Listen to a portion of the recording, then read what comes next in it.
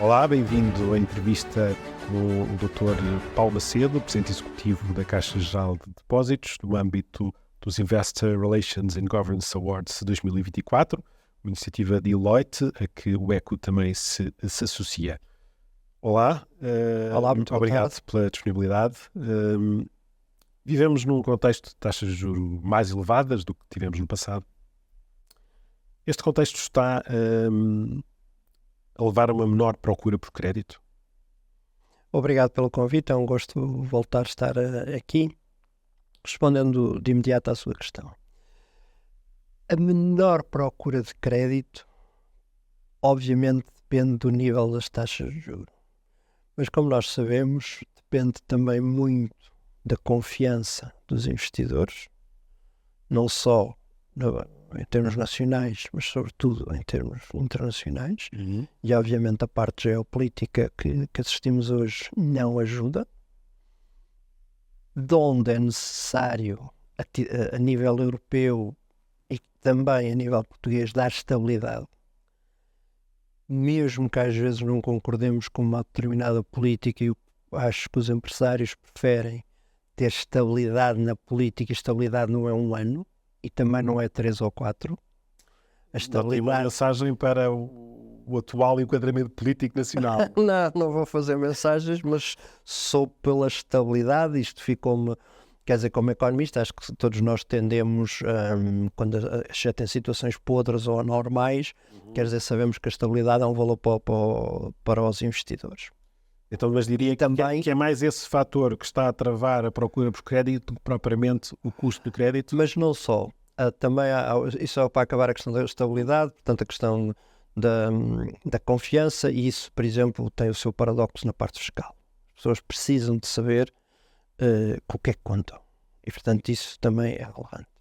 Mas na procura de crédito também temos outros fatores. Temos fatores como, por exemplo, o valor da poupança e das reservas acumuladas, e nós sabemos que as empresas portuguesas, quando da pandemia, tiveram com o crédito que cresceu substancialmente no sistema financeiro português através das linhas garantidas do Estado, uma parte delas que as empresas utilizaram apenas como reserva e, portanto, não utilizaram para tesouraria nem para novos investimentos, e, portanto, esse, digamos, foi se quiser, reserva. A linguagem comum, um pé de meia que ficou e que se tem vindo ou a ser gasto ou a ser amortizado, porque basicamente o custo de antes era baixíssimo e agora passou a ser mais significativo. Portanto, há aí uma parte que é da liquidez que existia. Há de facto esta questão de algumas incertezas, não é? Por exemplo, tudo o que é alojamento local parou, etc. E a certa altura era um dos motores do crescimento na área económica e com uma forte componente setorial, não é? Mas nota uma paragem, por exemplo, também na indústria? Na indústria não noto uma paragem, noto poucos novos projetos significativos. Portanto, há muitos projetos felizmente de expansão, designadamente das empresas exportadoras.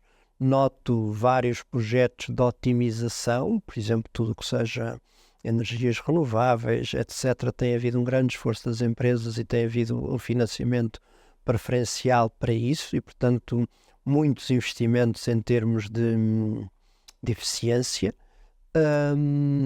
Mas novos projetos de fixação de indústria, de facto, temos menos, e por isso é que projetos que estão anunciados, como os chips, quer projetos como o do lítio, quando se cumprirem todas as questões legais, são projetos que são bem-vindos e que têm que ser desenvolvidos e que, obviamente, todos nós sabemos que têm maior valor acrescentado que outros projetos que também são muito importantes para o país, mas que, quer dizer, quando eu tenho um empregado, portanto, num restaurante, o valor acrescentado não é o mesmo quando esse mesmo empregado, às vezes mesmo sem habilitações superiores em ambos os casos, consegue fazer na tal fábrica de chips ou numa fintech maior valor acrescentado.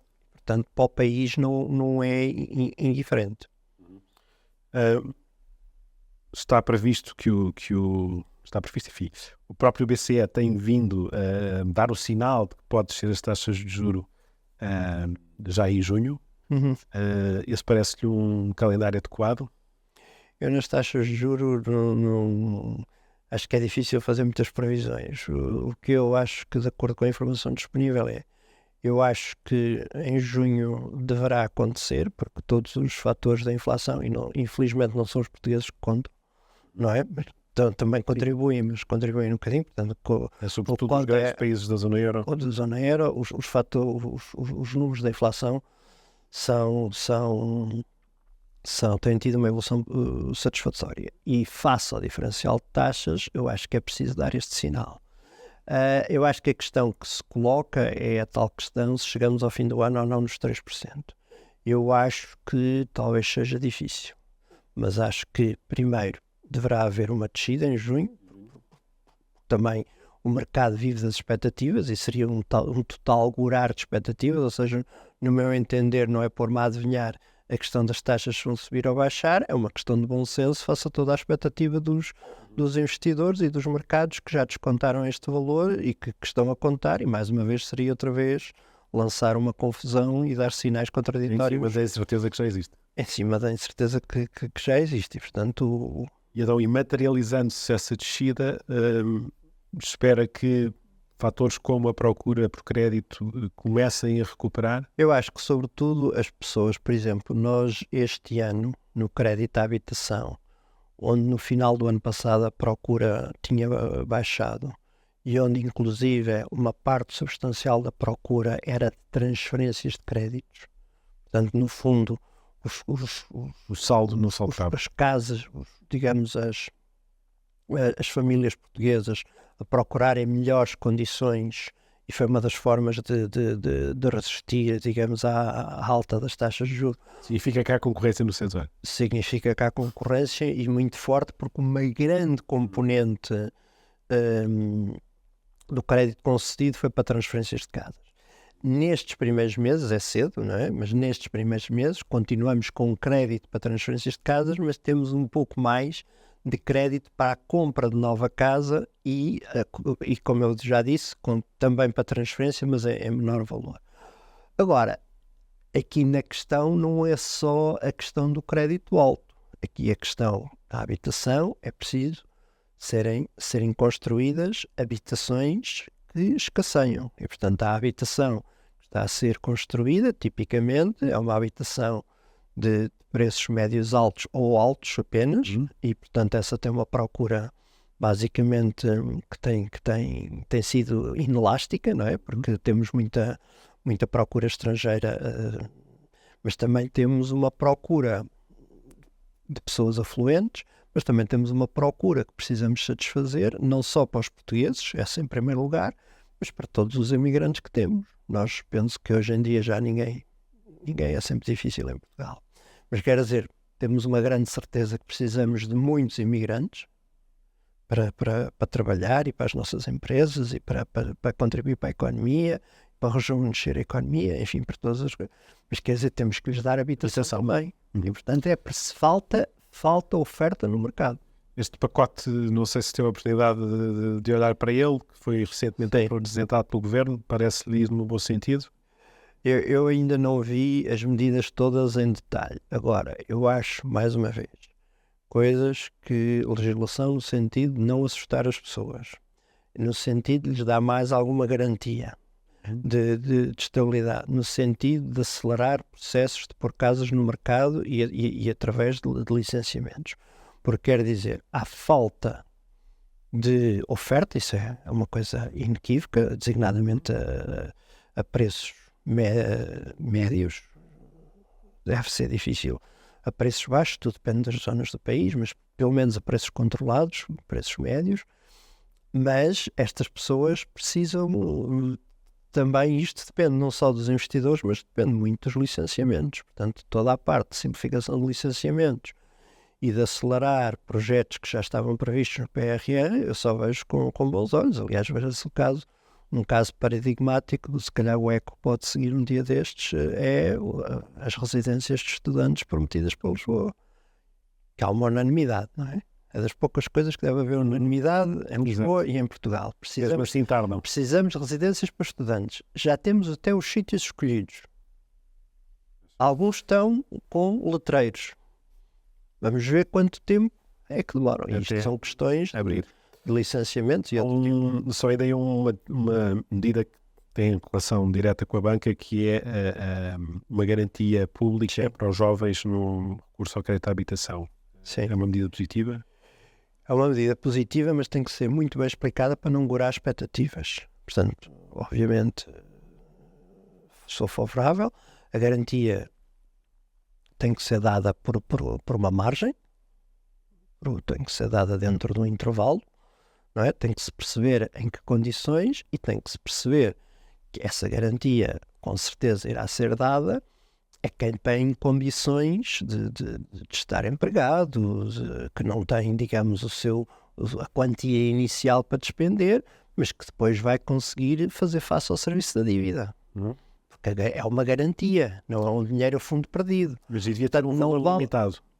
A garantia por natureza, não é? Quer dizer, aliás, as garantias que o Estado já aprovou no passado, foram de 50% ou de 20%, garantias de 20%, às vezes vão a valores mais altos, mas por definição é um valor limitado. A única coisa que não vale a pena as pessoas pensarem é que vai garantias para qualquer tipo. As pessoas têm que mostrar que vão ter capacidade de fazer face no seu futuro e têm esta boa ajuda inicial, que é, no fundo, às vezes aquela parte do sinal ou aquela parte que é preciso da entrada ou qualquer coisa e que falta uma parte que o Estado aparece a garantir. Mas não é, calculo eu, garantir 100% da dívida e, portanto, que isso seria dar casas às pessoas. Sendo que essa avaliação deve ser feita pelos próprios bancos. A avaliação no sentido se a pessoa consegue cumprir e depois cumprir sabendo que tem que aceitar em vez de capitais próprios aquela parte que o Estado propõe-se garantir, e isso a banca e designadamente a Caixa Geral de Depósitos fará de bom grado. Muito bem. Olhando então para as consequências justamente para as famílias e para as empresas deste período de juros mais altos, os gestores portugueses estão a ser capazes de lidar com este período? Eu acho que lidaram muito bem. E aqui o ECO também tem muito boa informação. Primeiro, eu acho que já podemos dizer hoje, enfim, a nossa observação é limitada, mas mesmo assim é representativa. O ano 23 foi um bom ano para as empresas. Temos algumas dificuldades em setores exportadores, designadamente calçados, designadamente têxteis, mas, portanto, quando falamos dos vários setores da economia, portanto, foi um ano muito mais positivo do que negativo. E este princípio do ano também está a ser positivo. Está a ser positivo. Os indicadores que a Caixa tem... Da Caixa e também do sentimento. Como nós fazemos todos os meses um encontro com empresários, para além de termos os nossos comerciais todos os dias na rua, mas, portanto, fazemos, às vezes podemos ter uma amostra enviesada, porque falamos mais com empresas exportadoras ou falamos mais com empresas de grande dimensão, mas o nosso maior número de créditos, obviamente, como não podia deixar de ser, é a PMEs. E, portanto, está a ser positivo. Aqui portanto, aquela questão que nós estávamos cheios de receio de uma grande recessão na Europa Central não se verificou. Por outro lado, em Portugal, o desemprego tem ali oscilado, mas tem estado em valores historicamente baixos, não é? Independentemente seria bom se ainda pudesse descer um ponto, mas quer dizer, não é essa a nossa preocupação central. E isto tem feito o quê?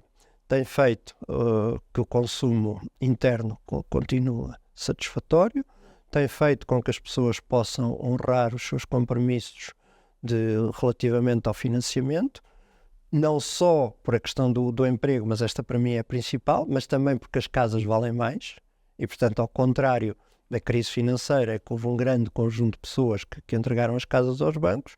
Hoje em dia, a generalidade das pessoas, mesmo tendo que fazer mais algum esforço, primeiro, houve várias maneiras que as pessoas, e se quiser lá ir, podemos ir, como é que as pessoas, o que é que fizeram para se adaptar às taxas de juros mais altas, as famílias, Mas o que é certo, independentemente desse esforço, é que as pessoas não querem entregar as casas porque as casas felizmente vão valendo mais. E portanto as pessoas acham que têm um esforço maior, mas o ativo que compraram também está muito mais valorizado. Está um incentivo para manter a casa. Um incentivo conjugado com o emprego. E portanto estes dois fatores a mim parecem-me muito importantes nesta atual conjuntura. Isso significa que faça uma perspectiva em que as taxas vão começar a aliviar, pode-se dizer que o pior já terá ficado para trás? Eu acho que em termos de taxas de juros, como eu lhe digo, se mantiver os níveis de emprego, acho que para as famílias sim. Por outro lado, também para as empresas, repare, para as empresas os encargos aumentaram, não vamos nos iludir, mas não tem qualquer comparação com o que as empresas tiveram que suportar no campo da energia, no campo dos novos abastecimentos de novos fornecedores que tiveram de deixar todos de comprar num fornecedor na Ásia, tiveram que fazer um nearshoring em muitas situações, ou por exemplo o custo dos transportes, ou por simplesmente o facto de se terem lidado que algumas não conseguiam pôr os seus produtos no mercado porque não tinham matérias-primas, não é? Mas combinando esses fatores todos... que eu aprendi com um dos nossos clientes é que ele não podia vender 99,9% de um carro, não é? Só lhe faltava uma pequena peça, não é? Não dá para vender um carro. Mas portanto os carros estão todos parados. Os carros ficam todos parados. Conjugando esses fatores todos, portanto, os níveis de incumprimento subiram, mas de forma ligeira. Subiram de forma ligeira, mas muito ligeira. Ou seja, e agora vão começar a baixar? Nós o que temos visto é que eles estão a começar a baixar, designadamente na Caixa. Porque também nós estávamos preparados para o pior. Porque nós, quer dizer, a questão do incumprimento, basicamente vê-se de duas maneiras.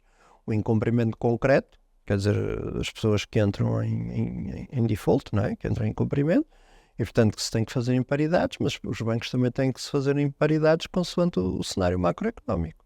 E o que nós vemos é que as expectativas macroeconómicas, isso penso que é mais ou menos consensual, a curto prazo, no prazo de 1, 2, 3 anos, a não ser que haja algum problema do extremar de uma guerra, etc., são hoje mais otimistas do que eram há 2 anos.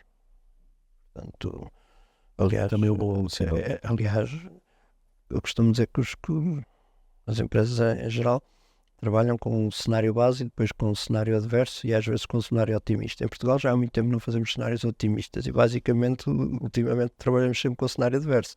Portanto, tudo o que vem tem sido mais positivo e penso que outras empresas não vamos ignorar, outras empresas têm dificuldades, muitas das quais têm dificuldades já de há anos.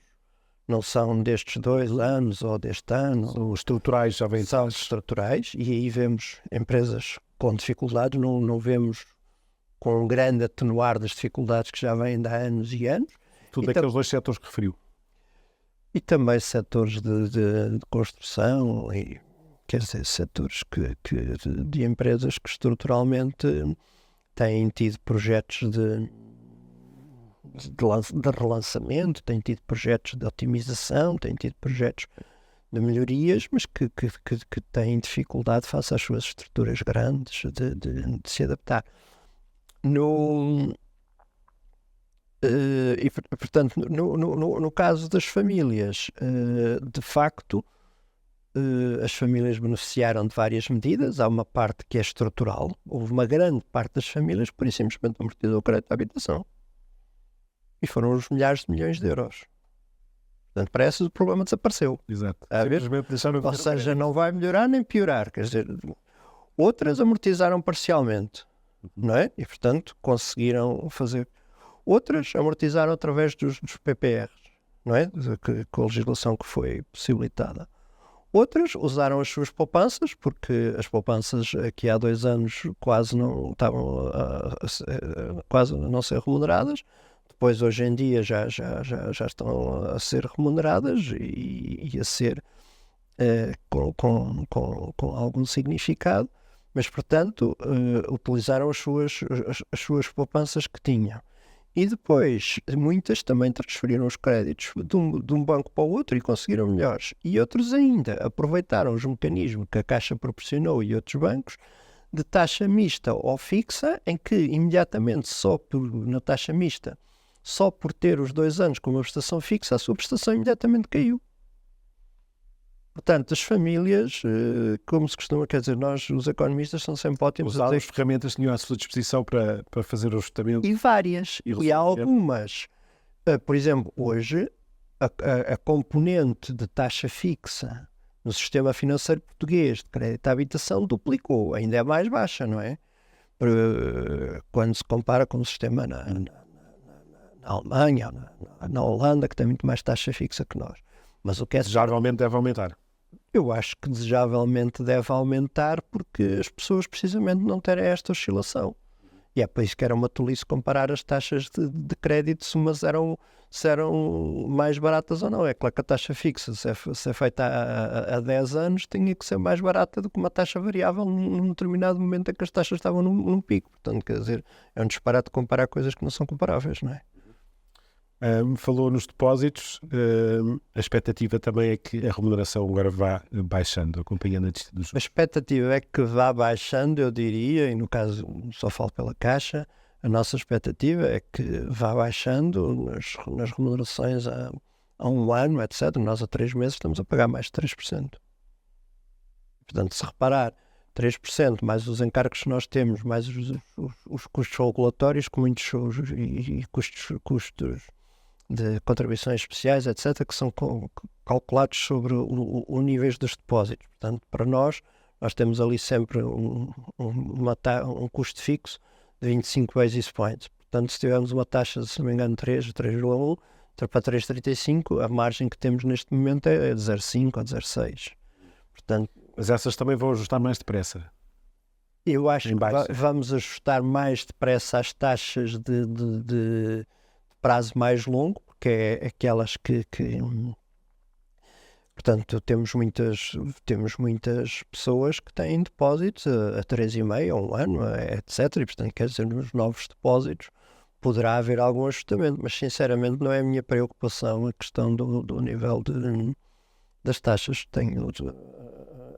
A preocupação central da Caixa neste momento é a concessão de crédito de boa qualidade. Depois, obviamente, vamos estar atentos ao mercado nos depósitos, mas quer dizer, o que a Caixa mostrou neste tempo é que é competitiva, e tão competitiva que foi o único banco que publicou as suas taxas, que era uma coisa que eu acho que, não sei se já há muitos anos que não se fazia nos jornais, e nós publicámos Dos depósitos a prazo. Dos depósitos a prazo, que é para toda a gente saber, e a polémica, se são altas, se são baixas, etc. E, portanto, Também um bocadinho para orientar o mercado, se calhar. Eu acho que também contribuímos para isso. Este contexto permitiu, de facto, gerar resultados de recorde para o banco. De forma é que este novo ciclo, de facto, ajudou o banco a atingir os seus objetivos e, nomeadamente, numa questão que tem sido muito levantada por si, que é o reembolso de recapitalização. Sim. Quando é que espera concluir o reembolso da recapitalização? Portanto, os resultados, portanto, esta conjuntura é favorável aos bancos, ponto final. Mas, quando as taxas eram negativas, a Caixa também apresentou resultados positivos. Não vale a pena não termos... Não desta magnitude. Não, exatamente. E eu estou-lhe a dizer que claramente há aqui mas também há aqui uma parte que é mérito da Caixa e de alguns bancos, veremos, que é estes resultados também só estão a ser tão positivos porque o crédito mal parado está baixo. Certo.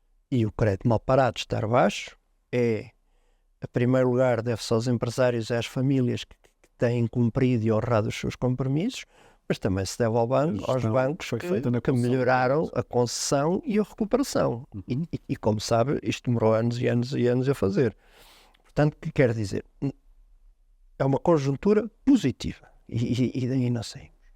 Na Caixa, estes resultados vão ser aproveitados, obviamente, para nós o primeiro nosso dever é com o acionista, e o primeiro nosso dever não é se por causa do acionista ser Estado, ou se o único dever das empresas são com o seu acionista, não concordo minimamente com isso. Agora, o que nós não esquecemos foi que o Estado teve nos maus momentos, não foi nos bons e nos maus, o Estado teve nos maus momentos, em 2013 e 2016, 17, com a Caixa, onde pôs uns milhares de milhões de euros. E, portanto, são os contribuintes. E os contribuintes, ainda que simbolicamente, como sabes, isto não é uma questão de devolver, não é que essa é uma questão, sim, mas, obviamente, queremos fazer isso e queremos fazê-lo o mais depressa que permitirem. Não é só uma questão de...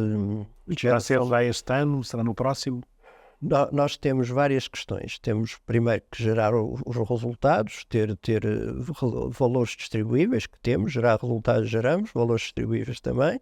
Depois temos ainda que ter aquele buffer que tem aquele palavrão do amarelo, e portanto preciso de manter esse buffer, e portanto posso capital, mas neste caso não é capital apenas, é capital, é daquela dívida subordinada que os bancos têm que emitir, mesmo que não precisem dela para nada, como é o caso da Caixa. Para servir de almofada. Para servir de almofada. E, portanto, também depende disso. Depois depende também das autorizações das autoridades e do acionista, que tem que dar uma orientação sobre a política de dividendos. Agora, Mas tem um objetivo? Nós temos um objetivo, eu mantenho o objetivo que disse o ano passado, que é ser o mais depressa possível, sendo o horizonte o máximo 2025, a não se mudar nada. Foi o que eu já tinha referido o ano passado, mas é o mais depressa possível.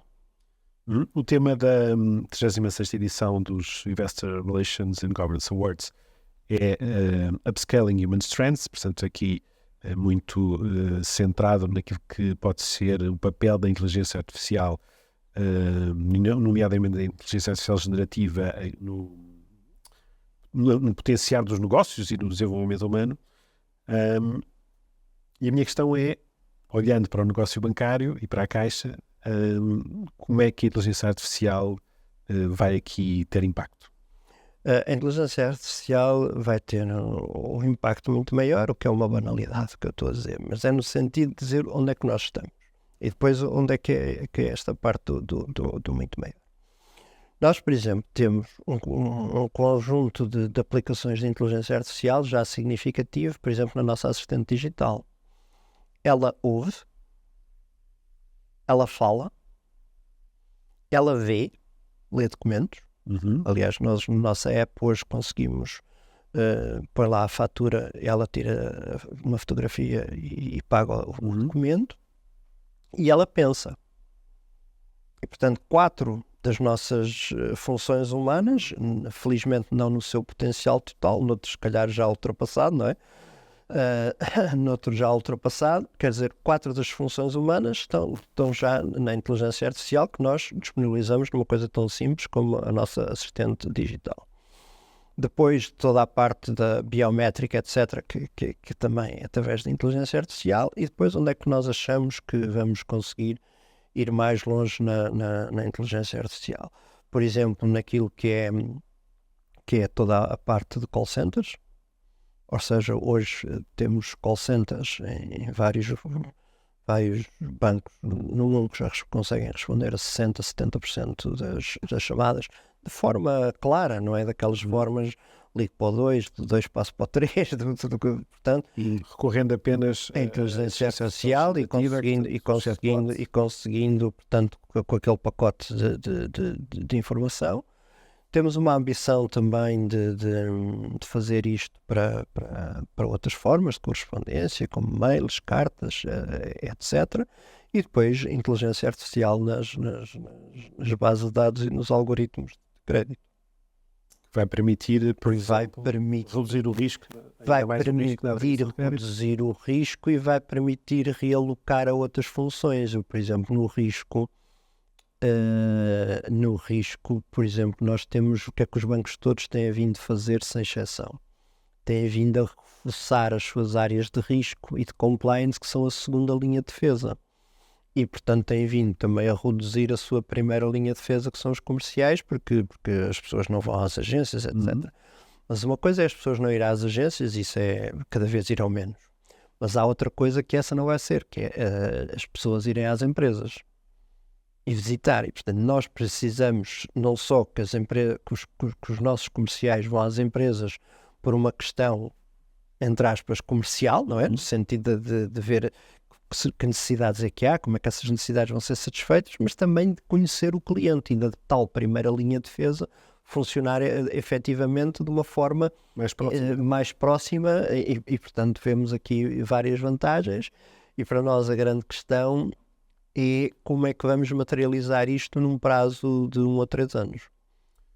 Ou seja, o que é que vamos conseguir fazer? Porque a inteligência artificial vai para ficar. Mas há um plano definido de investimento? Nós temos um plano definido, designadamente nestas áreas em concreto que eu lhe falei, e depois também temos... Eu depois dou aqui muitas pistas à concorrência. Nós vamos fixar nos scorecards para as diferentes áreas o que é que elas se autopropõem utilizar a inteligência artificial.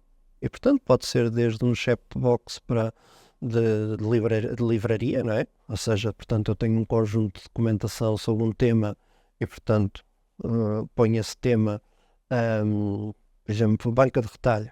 E portanto, depois consegue-me fazer cartas, consegue-me fazer apresentações, consegue-me fazer coisas, até outras coisas relativamente a algoritmos, ou seja, quer dizer, temos uma parte que é centralizada e já temos um grupo com umas dezenas de pessoas só nesta parte de data science, analytics e inteligência artificial, mas queremos também descentralizar para que cada área por si própria possa avaliar o que é que pode fazer. E dar esse contributo. Quando se fala inteligência artificial generativa, fala-se obviamente das oportunidades, como mencionou, mas também de algumas ameaças. Uma é a questão da ética na utilização da inteligência artificial. E estava a referir, por exemplo, a utilização de algoritmos de concessão de crédito. Como é que a Caixa procura gerir este... Nós procuramos gerir de uma forma muito cuidadosa. Como é que se aplica a IA de forma ética? De uma forma muito cuidadosa. Por exemplo, através das autorizações dos clientes. Mas, por exemplo, uma coisa que é o mais banal, que toda a gente faz, que é, veja-se o caso das Netflix, etc., é incorporarem nos seus sistemas de venda toda a parte de informação não financeira ou comercial. Não é? Os seus gostos, as suas preferências, quem é que contacta, etc. Quando nós sem solicitarmos a ninguém, no telemóvel nos aparece-nos uma sugestão de um caminho ou uma sugestão de um livro para comprar que vem do nada, não é? Na Caixa nós não temos utilizado esse tipo de informação pessoal que torna muito mais potente e que outras empresas utilizam. Nunca vi ninguém opor-se a que a Netflix utilizasse as nossas... e é bastante intrusivo. Um canal que sabe quais são as nossas preferências de filmes e que nos recomenda filmes do mesmo tipo, não é? Quer dizer, portanto, é algo bastante intrusivo e a banca não está aí. É uma linha vermelha. A portuguesa, pelo menos. Outra questão que se coloca tem a ver com os riscos de cibersegurança. Serão ampliados com a utilização da inteligência artificial legislativa. Sim, embora nós irão ser ampliados, mas e designadamente com as possibilidades muito maiores das desencriptações, não é? Mas portanto aí por um lado temos a inteligência artificial, mas também temos toda a questão da parte quântica e dos computadores quânticos que vão ter uma capacidade para desencriptar enorme e, portanto, tem que se perceber que todo o nosso sistema está feito em termos de seguranças, de comunicações encriptadas, de passwords encriptadas, de conversas que são encriptadas, não é? E portanto, aí esse cenário assusta um pouco. Esse cenário, para mim, dos maiores riscos na banca neste momento é talvez o da cibersegurança. Preocupa-me bastante mais do que se a inteligência artificial vai substituir um humano ou não vai, quer dizer. Aliás, eu partilho daquela... Acha que não vai? Eu acho que o humano que tem mais a temer é aquele que competir com outra pessoa que sabe utilizar a inteligência artificial melhor que ele. E, portanto, agora quer dizer bem inteligência artificial e deixamos de precisar humanos, quer dizer, precisamos. Vamos precisar de adulantes que saibam trabalhar com a inteligência artificial. Com a inteligência artificial e que saibam fazer coisas mais sofisticadas, mas também coisas tão simples como as que lhe estava a dizer. Proximidade junto ao cliente. Visitar mais os clientes, estar mais próximos e ver que necessidades concretas há. Voltando à cibersegurança, só para perceber, notam já um aumento do número de tentativas e de Por ataques? exemplo, baixaram, quer dizer, é uma coisa que eu não comento muito, mas quer dizer, temos menos alguma atividade neste ano e o ano passado tivemos uma forte sistemática conjunto de ataques.